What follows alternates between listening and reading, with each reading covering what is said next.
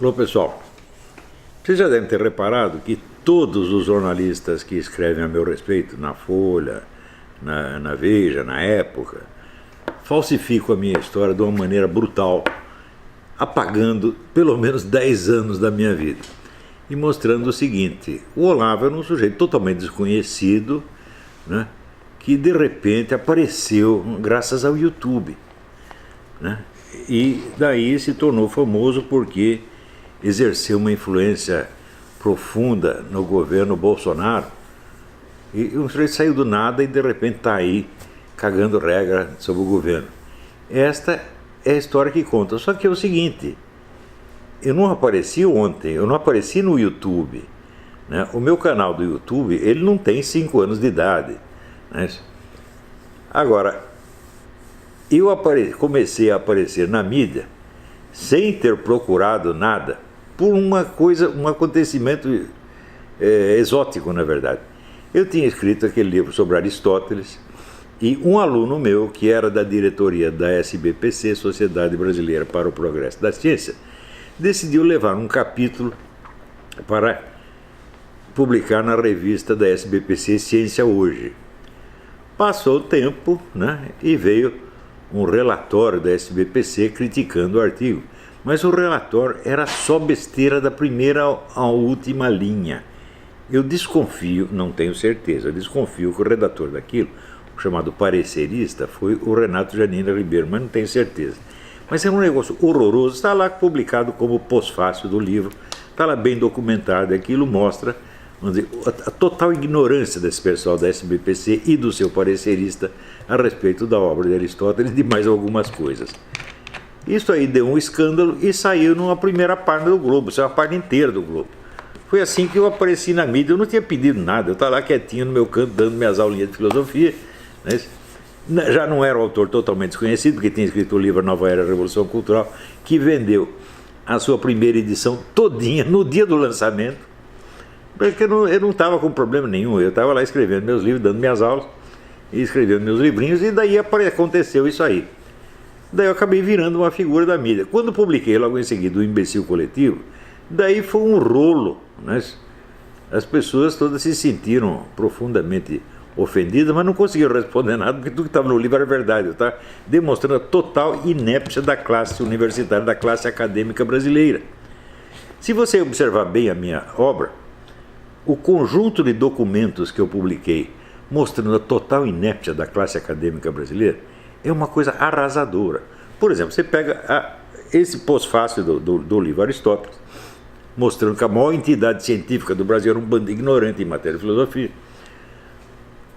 O comentário que eu fiz sobre o Dicionário Crítico do Pensamento da Direita, onde 120 professores universitários exibiam a sua ignorância da maneira mais deprimente que você pode imaginar.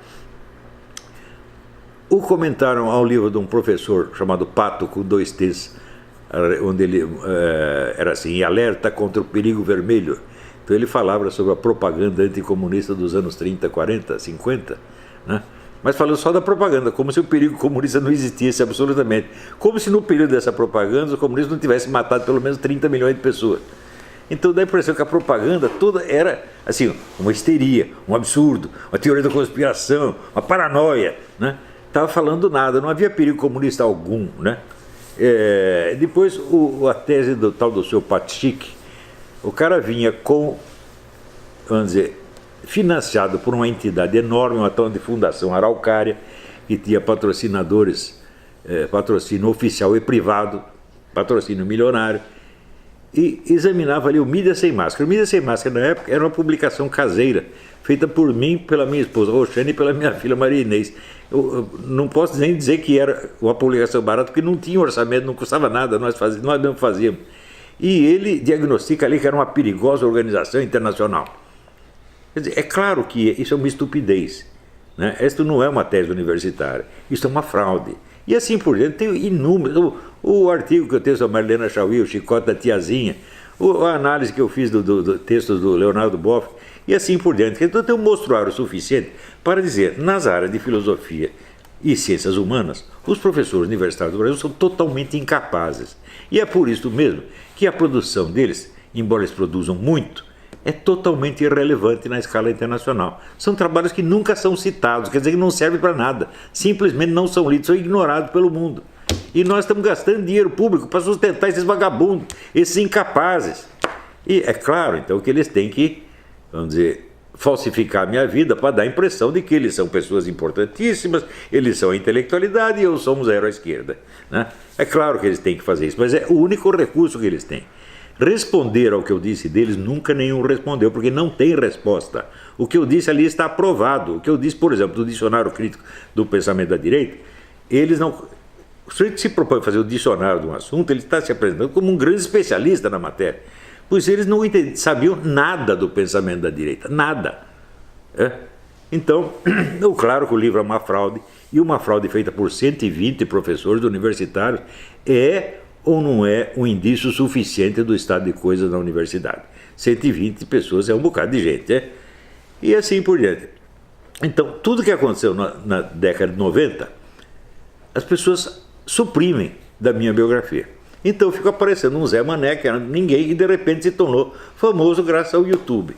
Ora, muito bem, acontece que na década de 90, eu publiquei um best-seller, que foi O Imbecil Coletivo, que foi comentado em tudo quanto é lugar, tem um bafafá dos demônios, né? Na mesma década de 60, veja, eu fui convidado pelo professor Miguel Reale para apresentar o meu trabalho sobre Aristóteles no 5º Congresso Brasileiro de Filosofia e me tornei, por convite dele, membro do Instituto Brasileiro de Filosofia, que, ao contrário da USP, fez alguma coisa pela filosofia no Brasil.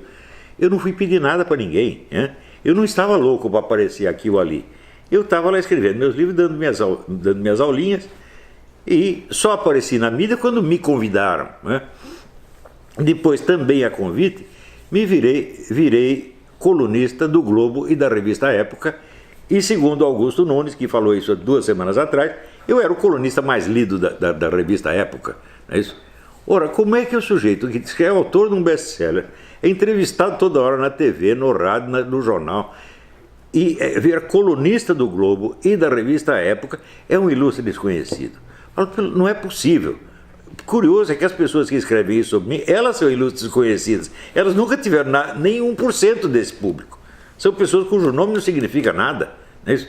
Então, agora, esta falsificação da minha história recebeu agora um apoio extraordinário, vindo, sabe-se lá de quem? Sabe-se de quem? Do Luiz Felipe Pondé. Vejam o que o cara diz da minha história aqui. Ouçam. Teve um desejo de participar do debate público, digamos assim, já que não participava da universidade, disse que não tinha titulação, mas de participar do debate público, E nunca conseguiu por conta de... Eu tinha um desejo intenso de participar do debate público, mas como eu estava na universidade, não consegui. Escuta, veja, nessa época, quem sabia quem era Luiz Felipe Pondé? Ninguém sabia. Por quê? Na época da construção, vamos dizer, do domínio, da hegemonia esquerdista no país e na construção do Foro de São Paulo, esse seu Luiz Felipe Pondé estava bem quietinho no canto dele, preservando o seu emprego acima de tudo, dando eu até entrevista para a revista Teoria e Debate, que é uma revista comunista, mas sem ofender ninguém na esquerda, evidentemente. Ele só começa a dizer alguma coisa contra a esquerda e posar de conservador depois que eu quebrei a hegemonia intelectual comunista, abri um rombo na hegemonia comunista. Isso já era na metade dos anos 2005, 2006. Aí ele começa a escrever alguma coisa na Folha e posar como conservador, quando já não há mais perigo. É o que esse cara fez. Quer dizer, em vez de ser eu que estava ansioso para participar do debate e não podendo participar, era ele que estava quietinho, tá certo? E só entrou no debate, vamos dizer, parasitando a minha fama, parasitando o espaço que eu havia aberto. Tanto que o primeiro livro que ele publicou de caráter polêmico conservador foi o Contra o Mundo Melhor, publicado em 2010. Você veja, Nova Era Revolução Cultural, 1993, O Imbecil Coletivo, 1996, o Jardim das Aflições, 1995, o livro sobre Aristóteles, 1994, as minhas entrevistas, o escândalo da SBPC foi também, acho que em 94, 95, por aí. Não é isso? Eu já tinha um monte de coisa publicada, me tornei colunista do Globo no ano 2000 e da época. Né? E dava conferência em tudo quanto é lugar. Fui falar no Musée des Sciences de l'Homme, em Paris. Fiz conferência na ONU, meu Deus do céu. Né? Tudo isso, então eu estava ansioso para participar do debate público e não tinha espaço. E ele tinha muito espaço, já estava ocupando espaço. Não sei, só aparece em 2010, meu Deus do céu. Então, olha aqui, ô Luiz Felipe Pondé. Você é um mentiroso, você é um difamador barato, você não vale nada, você é um coitado, intelectualmente você é um zero à esquerda.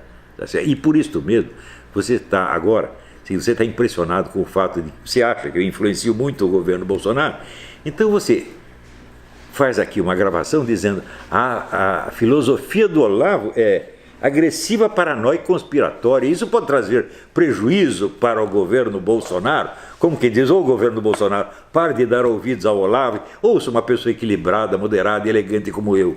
Ou seja, você está querendo parasitar o emprego que você acha que eu tenho, que na verdade eu não tenho. É da imaginação sua. Você está ávido para ser ouvido pelo governo, rapaz. E vem aqui me parasitar pela segunda vez. Você não tem vergonha nessa sua cara, não? Mas o que é isto? Esse sujeito intelectualmente é um sujeito capado, incapaz. É um coitadinho. O sujeito que fala para o público, né, com ares de quem está pedindo a aprovação do público, é um coitado. Um professor não fala assim. O professor às vezes dá bronca. Agora, no Brasil de hoje, você não pode dar uma bronca que as pessoas acham que, assim, que é terrorismo, é genocídio, é agressão. O que é isso, porra? Quer dizer, um professor não pode mais dar um expor nos seus alunos que já acham que ele é um assassino que está entrando para matar as pessoas? Você está fazendo isso comigo, você está querendo dar essa impressão. Olha, eu acho você um bosta, Pondé. Eu não vou nem falar mais de você, porque você, com esta sua gravação, você liquidou a sua carreira. Você mostrou quem você é. Ninguém mais vai querer ouvir você. Tanto que esse seu vídeo foi colocado no ar no dia 16 de janeiro.